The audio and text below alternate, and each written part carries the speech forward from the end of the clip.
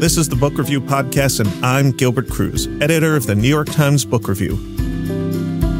We're into August now, and this summer season stretches out before us for another month or so until Labor Day arrives, so it's appropriate that we're talking about Tom Lake, the new novel from Ann Patchett, which is full of trees in full bloom, wild fruit, summer stock theater troupes, and the great state of Michigan.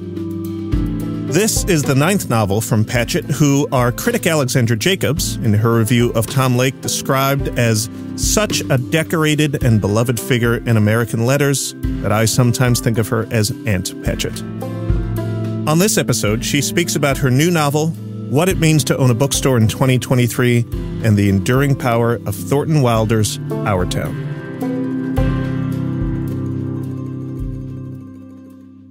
Ann Patchett, thank you for being here. Welcome back to the Book Review Podcast. Thank you. Glad to be here. Your previous book, a collection of essays, was called These Precious Days. I feel like that would also be an apt title for this book, which finds a family forced to live together again on their Michigan cherry farm during the first year of the pandemic. As your main character, Laura, writes, quote, "I understand that joy is inappropriate these days, and still we feel what we feel." Could you tell us a bit about what Tom Lake is about and why it was your next novel? It is, as you say, a novel set during the pandemic on a cherry farm in northern Michigan, in which Laura and Joe own the orchard, and their 3 daughters, who are all in their 20s, have come home during the pandemic. And because help is short, they are back working the trees and picking the cherry harvest. And they beg their mother to tell them the story of when she was an actress, when she was in her 20s, and she was at a Michigan theater company, summer stock company called Tom Lake. And there she had an affair with a young man named Peter Duke, who was in our town with her. And at the end of the summer, Laura stopped acting, and Duke went on to be the most famous actor of his generation. So the girls want the whole story because there's nothing to do but pick cherries and hear the story. One of the more interesting dynamics at play in Tom Lake is seeing how those 3 sisters, the 3 daughters, Maisie, Emily, and Nell, learn about their parents' youth. As Laura, their mother, reflects at one point, she says, "Did I wonder if my parents had been in love with other people or think of them as having lives before their lives included me?" This is, I feel like, a dynamic that every person with parents, which is everyone, has felt at some point. What was it like when they were young? What was it like when my parents fell in love? Exactly. And we have basic outlines of our parents' lives, and then we just fill them in almost unwittingly over time so that we think we have the whole story. I certainly am guilty of that. There was a time that I was writing a piece about the Los Angeles Police Department, which was very much a story about my father. And I started asking him questions about when he became a police officer and what he had done. And I just realized I didn't know anything. Like, all the things that I thought I knew were wrong. And they were wrong because I had just made them up and then accepted them as part of the narrative. I feel like I have the same problem with my parents. I have a basic outline. My dad was a correction officer, and I feel like, oh, I know what that is. But every time I ask him specifics, I feel like I learn 1 or 2 more details. I just need to sit down. I had to force the 2 of us to be in a place together for a very long period of time so I could just grill him on every detail like the daughters in Tom Lake do. Maybe you and your father should go to northern Michigan. It is harvest season right now. You could get out there and get to work. Tell me about northern Michigan. I've never been to the state of Michigan. I don't know anything about cherry farming. I know that you wrote a wonderful piece for T Magazine many years ago in 2010 called As American as Cherry Pie, in which you traveled through some Michigan towns and talk about all the cherries and cherry pies that you ate. Why Michigan and why cherry farming?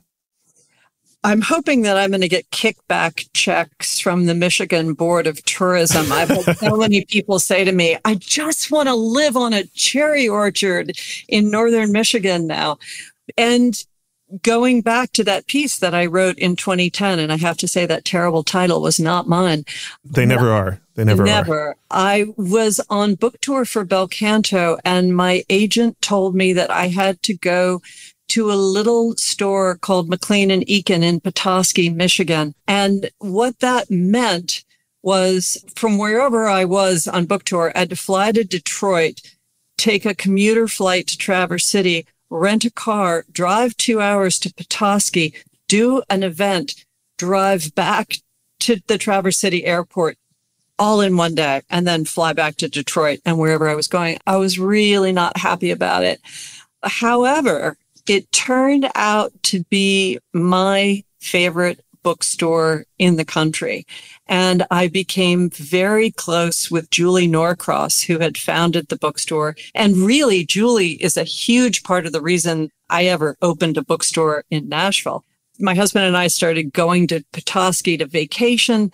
Later, I made some very close friends in Traverse City. So I had another reason to go hang out in northern Michigan. And that's it. When I was leaving Petoskey that first time and I went back to the airport, which is called something like Cherry Capital Airport, you could buy a little paper cup of cherries in the airport for 50 cents and just sit there in the waiting lounge and eat them and spit the pits back in the cup. It was so beautiful. What does one have to know about cherry farming, and how much did you know before going into writing Tom Lake? My friend who lives in Traverse City is a woman named Erin Whiting, and Erin had grown up on a cherry farm and then gone to Interlochen High School, which is a famous school for the performing arts, and then founded a professional theater company. I think that a lot of my reasoning when I'm figuring out where I'm going to place a novel is to make sure that I have a friend who lives in that area and knows what they're talking about. I know a great deal about cherry farming now, thanks to Erin and going to Traverse City and her taking me around to visit cherry farms and explaining how it works. For example, did you know that when you buy a cherry tree, or really any fruit tree, you buy the bottom and the top separately? Like Legos? Like Legos? Yeah. What do you mean you buy the bottom and the top separately? You buy the root ball and the trunk, and then you pick the varietal you want, and they graft it on, and you pay for it, and you come back 3 years later and pick up your tree. Could you ever be a farmer? Yes. Why is that? I want to say that I grew up on a farm, but that seems really misleading. I grew up in a place called Ashland City, and it was on a farm, but my stepfather was a doctor. And so we had pigs and horses and chickens, but we didn't grow anything. But, there was a farm on either side, and that's all that was out there. So I'm really good at isolation. I'm very good at work. I'm very good at 7-day-a-week work, which is what farming is. I'm not saying that I would be great at it, but I'm saying that if you put a whole bunch of strangers in a room together and pick the one who could maybe make the transition to farm life, I would be in the top fourth. Do you write 7 days a week? No, I don't. But I'm a very disciplined person and I don't procrastinate. And I'm fine with repetition. So those things all lend oneself to farming. Another type of profession that has to be disciplined and repetitive is an actor, which is a huge part of this book. You have these characters that are essentially at a summer stock camp, something like Interlochen in Michigan, where they are playing Our Town and Cabaret and another production. What was it about the life of an actor, perhaps, that intrigued you enough to set a novel at a place like that? Was a couple of things, but really when I was in my 20s, when I was in graduate school in Iowa, and after that, I knew a lot of guys like Peter Duke. Those were the guys we were all in love with, and they were poets. Sometimes they were fiction writers. They had motorcycles. They smoked unfiltered cigarettes. They drank a lot. They were just really cool. They read Proust in French. I don't know. They were amazing. They were the kinds of guys you dated. They were not the kinds of guys you married. So I had a wealth of information to draw on about the guy. but I wasn't going to make him a writer. And it seemed that the easy next choice would be to make him an actor. You once wrote in the introduction to a coffee table book about the city of Nashville, you wrote about Nashville that, quote, "As emotions go, nostalgia is both cheap and unrealistic. We can't go back. That's not the way time works." How did you think about nostalgia, or the lack of it, when writing this book, which is so much about the remembrance of a seminal period in Laura's life? She, at one point, after telling her daughters a part of the story, she says, "I stay behind to make the lunch, which I should have been working on while I was talking all this time. The past need not be so all-encompassing that it renders us incapable of making egg salad." What is her relationship to nostalgia, to these memories? I find nostalgia to be such a tricky word. It has such a bad connotation, and yet we all are nostalgic. It's just a fact of human existence. I think that Laura is not particularly nostalgic. I think that she feels like this is what happened. These are the facts. And she does not want to go back. She's really trying to explain to her daughters that the guy on the motorcycle who smokes the cigarette and is drunk in the middle of the day really isn't the best choice, no matter how glamorous it seems. A huge part of this book revolves around Our Town by Thornton Wilder, one of the most famous American plays of all time. How did this, in your mind, become the means through which Laura would move through her early adulthood, would learn about herself? I started with Our Town and then found Laura. Our Town has been such a huge central part of my life.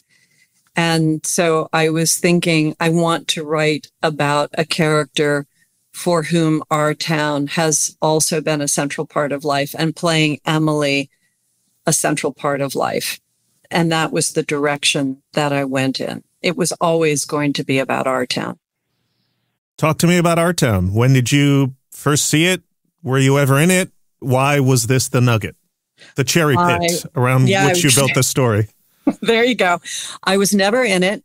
I read it probably when I was 14, and it just meant the world to me. And probably I have read it every year since I was 14, and I'm 59. Some years I read it more than others. And every single time I just find it comforting, and also it whacks me back into the correct lane, which is the things that are important in life are the things that are so easy to overlook. Family and kindness and homework and lunch and conversation and the moon and the chickens and the flowers. And then it's over. And then it's over. And the question is, did we remember to keep our eyes open and appreciate what we have or had, or were we always straining to look in the direction of something that we didn't have? Really, Our Town is a very Buddhist text. Say more. Yeah, how do you stay in the present? How do you stay in the present with your eyes open and really see the beauty of what's around us? I get a lot of grief for being too cheerful or too positive or too kind, but I think that's where life is. I think that life is actually in those small moments of kindness and human connection and storytelling. There's it's probably one of the more famous quotes from Our Town, in which, for those listeners who haven't seen it in a while and who weren't able to bone up on it this weekend, as I was, Our Town essentially, correct me if I get any of this wrong, and takes place in 3 parts. You're introduced to the town of Grover's Corners in the first part, and the second part, 2 young characters, Mary, Emily being one of them, and then the third part, Emily has died during childbirth, and she's reflecting on her life. She goes back to re-engage with a moment from her life, and then everyone cries at the end, which I did while watching a rerun of that scene on PBS. And she says, To the stage manager, who's one of the big roles in American theater from that period, she says, "Does anyone ever realize life while they live it?" And the stage manager says, "No, saints and poets, maybe they do some." And it seems like that is the thing that you're trying to get at, that's we're living life every second and we don't really think about it. And it's only when we're maybe in moments of crisis or near the end where we start to realize that we should have paid closer attention. That would be it in a nutshell. I'm curious, when you went back and reread Our Town, and thank you for doing that, because I hope that this book will drive people back to that play. What did you think? Did you enjoy it? I did, but I think like many pieces of theater, it was in watching it. I revisited the one with Spalding Gray that was on PBS, and Eric Stoltz was George, I think. Mm-hmm. Penelope Ann Miller was Emily. I was just watching some of it literally 25 minutes ago and trying not to cry at my desk next to my coworker. It's just pretty devastating there at the end. You say at the end of the book in your acknowledgments that, I'll just read what you say if you don't mind. "I thank Thornton Wilder, who wrote the play that has been an enduring comfort, guide, and inspiration throughout my life. If this novel has a goal, it is to turn the reader back to Our Town and to all of Wilder's work." Outside of Our Town, maybe, what does he mean to you and why is his work so important? Thornton Wilder is just a really interesting writer in that his novels were great. The Bridge of San Luis Rey, actually one of those books that you think, oh yeah, they make high school students read that. They make high school students read it for a reason. It's a really good novel. And a novel that is very much in the wheelhouse of the kind of thing that I write about. Group of strangers thrown together by circumstance. I don't usually then send them careening when the bridge snaps. But I read a lot of Wilder plays when I was getting ready to write this book. And Our Town is very center lane, but he wrote some quite experimental, strange things. Are there any outside of Our Town and the Bridge of San Luis Rey that you would recommend our listeners check out? By the Skin of Our Teeth, of course, is fabulous. It's so cold outside, the dogs are sticking to the sidewalk, which I say every winter. There's also a play, and I want to say it's called The Dinner Party, where the generations just keep cycling through with the same little cast of characters. Somebody brings on a baby and they all sit down to dinner and they have an argument and this person's getting engaged. And then the next thing you know, that person is the matriarch and the baby is 25. And it just keeps happening. They keep rolling through and dying and then coming up the other side. It's a remarkable play. And before we take a brief break, I want to return to something that you said. This tendency you and maybe other writers have to get dinged if they write books that focus on happiness and joy and maybe aren't full of doom and gloom. There was a book from earlier this year called Vintage Contemporaries by this guy, Dan Coyce, who's an editor at Slate. And one of the characters in there is Laurie Colwin, the author, who I feel like similarly in her time received criticisms for not having, quote, tougher books. What do you think is behind that criticism? It's so interesting. I've just been reading Laurie Colwin. So what is behind that criticism? I don't know. On one hand, I think that there are people that review books that don't like the kind of books I write, and that's fine. That's all part of it. But especially as a bookseller, let me tell you, there are a lot of books about devastation, cruelty, serial killers. I don't know why it is. If a person writes a book about a serial killer, no one ever comes back around and says, this isn't realistic. But if you write a book about a family that loves each other, you get busted for it. Do you want me to put some zombies in my novel? I am not writing the only novel that is going to be available this year. I am one little chip in a giant mosaic. And the fact is, I know so many kind people. I have been on the receiving end of endless kindness and love in my life. And it's very representative of part of the world. I am not speaking for everything, And also, this isn't a particularly happy novel. I mean, things also happen that are really hard. I think that what is exhausting to me is a lot of times the reviews then veer into my life and say, oh, she's so nice. Like I have something stuck on my shoe. And so what? Are you nice, Anne? Yeah, actually, I am. I'm a happy person and I like other people. I am nice. Yeah, that's fine. We are going to take a brief break. Okay. We'll be right back.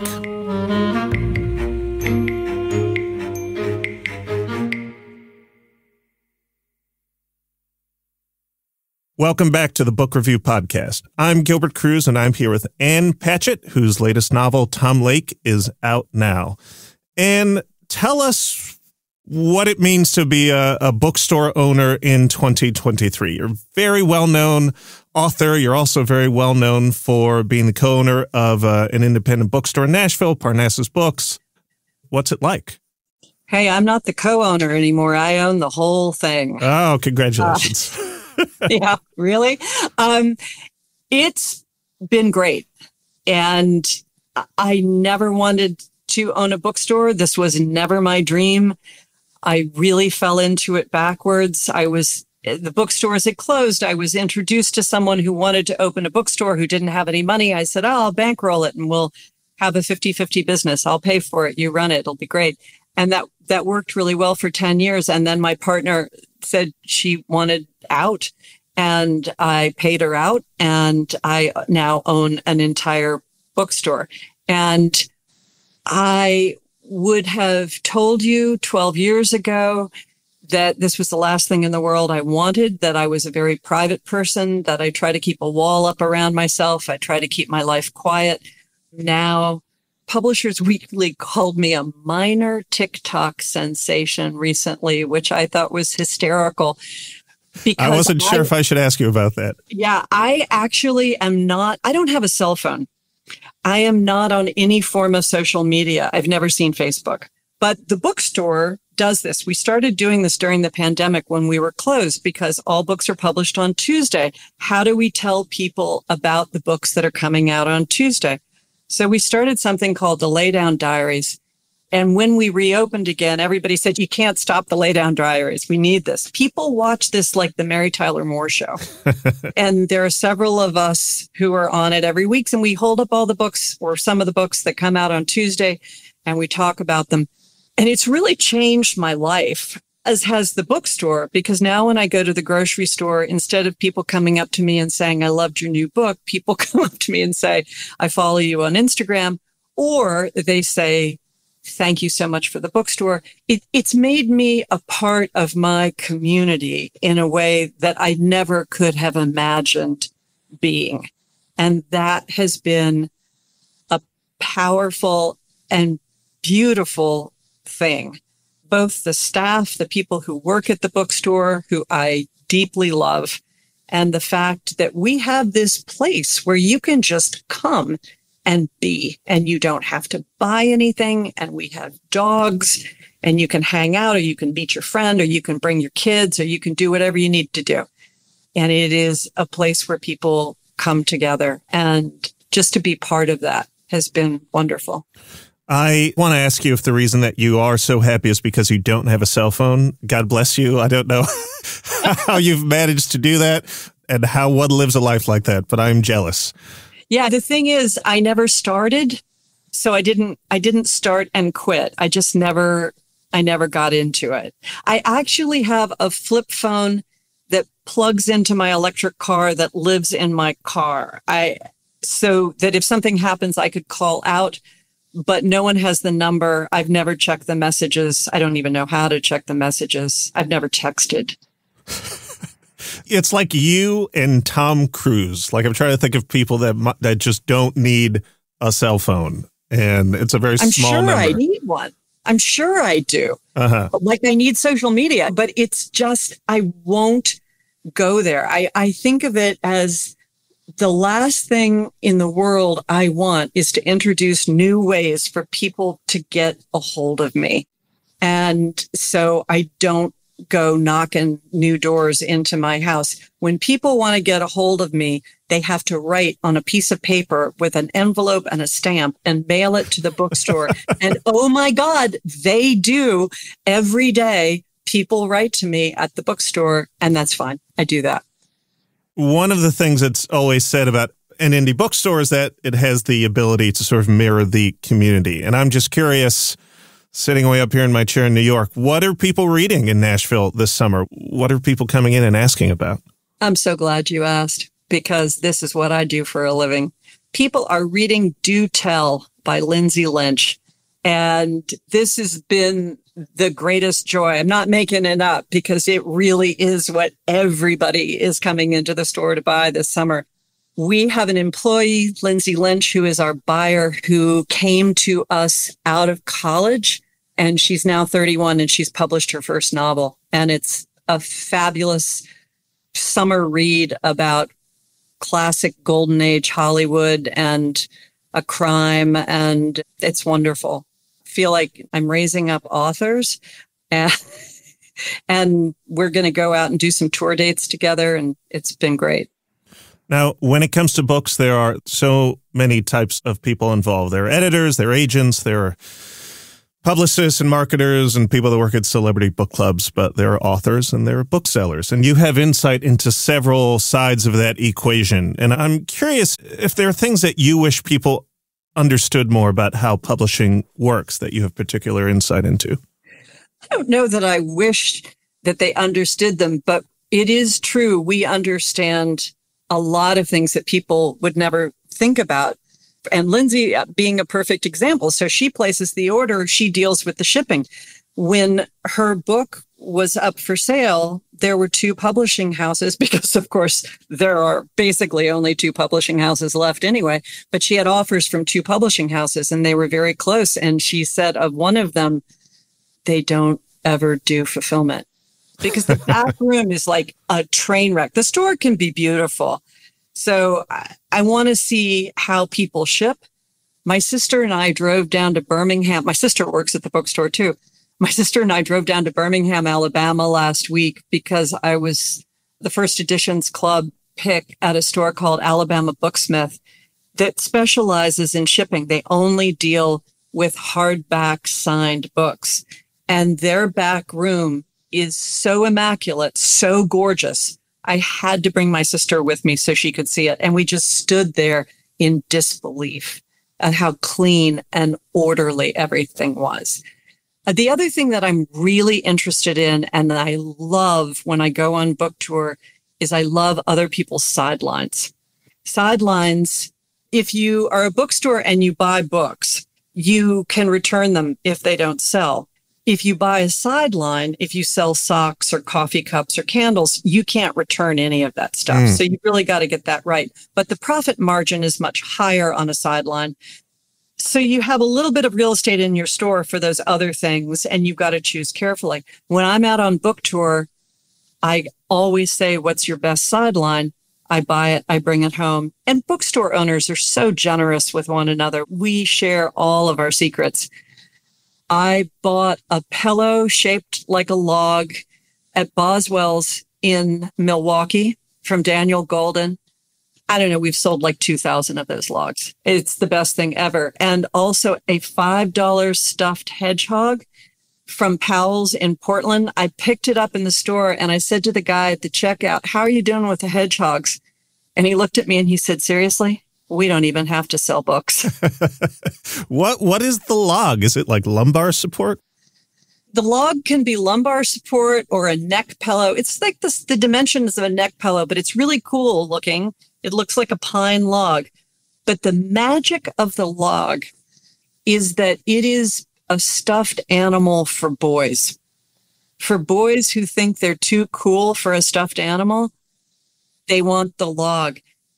I can't tell you how many kids have come into my house, and I always have a log on the couch, and they pick it up and they start squishing it around, and then they're clutching it to their chest. I don't care if they're 4 or if they're 18. And I always say, you want to take the log? Take the log. I got more logs. What if they are in their early 40s? Will I like this log? More than anything. And if it wouldn't smack of bribery or fixing or something, although really my review has already come out in the Times. I should have sent you a log earlier. I would be very happy to send you a log. We are all above board here, and no logs, no logs. All right. Speaking of the book review, one of the things we think about here at the book review is what makes a good book recommendation. You know, we can tell everyone that this particular book is great, but that doesn't necessarily mean that everyone is going to like it. How do you go about doing this as a bookseller, as a book enthusiast? It's a big responsibility to try to make good book recommendations. It is a big responsibility. The nice thing is I shouldn't say that. It's not a big responsibility. It's a book recommendation. The nice thing about being in a bookstore is you have the chance to talk to people and you can say, what else did you read? What did you like? What kind of thing are you looking for? And we can put together very good recommendations. But the thing that I think before I owned a store, I never fully understood. I used to want ads. Just anything that would put the book forward. And what you realize is the only thing in the world that will make a book sell is if one person reads it and turns around to a friend and says, you've got to read this book. There can be books that just the first week, there's been all sorts of hype and they fly off the shelf or they hit the list at number 1. And then the second week they're gone because either nobody finishes reading the book or nobody connects with it and then hands it to their friend and says, here, read this. The book that is, because there's so many of them, but is the perfect example is Bonnie Garmus's Lessons in Chemistry. I can't tell you how many times somebody walks into the store and says to me, do you have anything like Lessons in Chemistry? I just read Lessons in Chemistry. I love it. I love it. I love it. And that's the word of mouth. I'm glad you brought that up because it's such a specific example. What is it like as a bookseller to experience a phenomenon like that sort of comes out of nowhere? It's wonderful. And Bonnie came to the store maybe 6 weeks ago. And when I was doing the introduction, I said to her, and I said that I met Tara Westover recently too.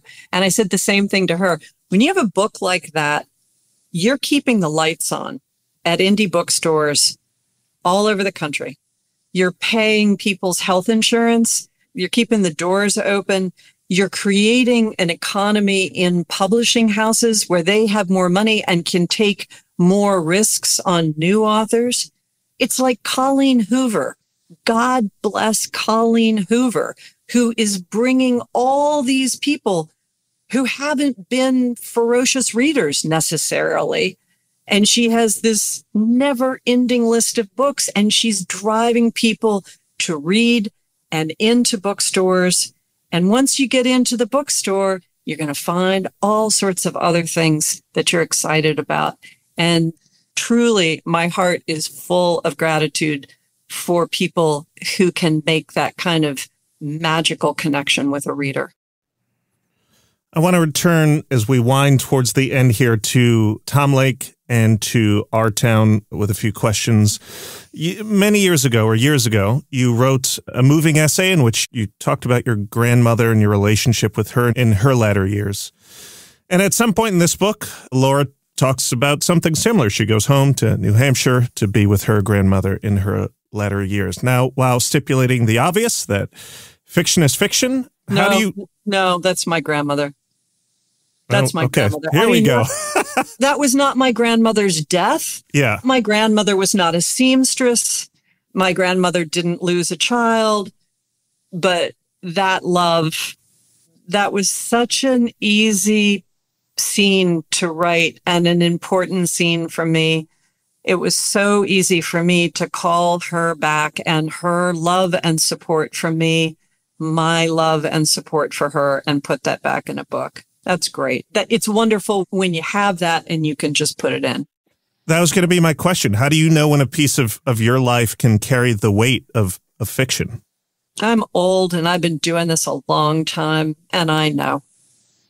One of the many wonderful things about our town is the character of the stage manager and the many speeches he has. He has a very extended monologue in the third part of the play. And I'm not the stage manager, so I'm not going to act this out. But he says that we all know something is eternal, and it ain't houses, and it ain't names, and it ain't earth, and it ain't even the stars. There's something way deep down that's eternal about every human being.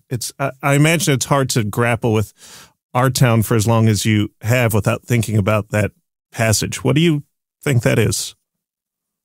I went to Catholic school for 12 years. I have a 91-year-old nun in my life that I take care of, who was my first through third grade teacher. I think it is the force of life beyond life and what connects us. And I think about the Jane Kenyon poem, Having It Out with Melancholy. And she talks about the river of all that is yet to come, all that is yet to be born, all that is alive now, and all that is dead. And that we're all just moving through that river. And that speaks to me. Ann Patchett, thank you so much for coming on the Book Review Podcast to talk about your book, Tom Lake, to talk about our town, to talk about Thornton Wilder, to talk about being a bookseller, to talk about so many things. It's been an utter delight. Thank you so much. I've had such a good time. Thank you.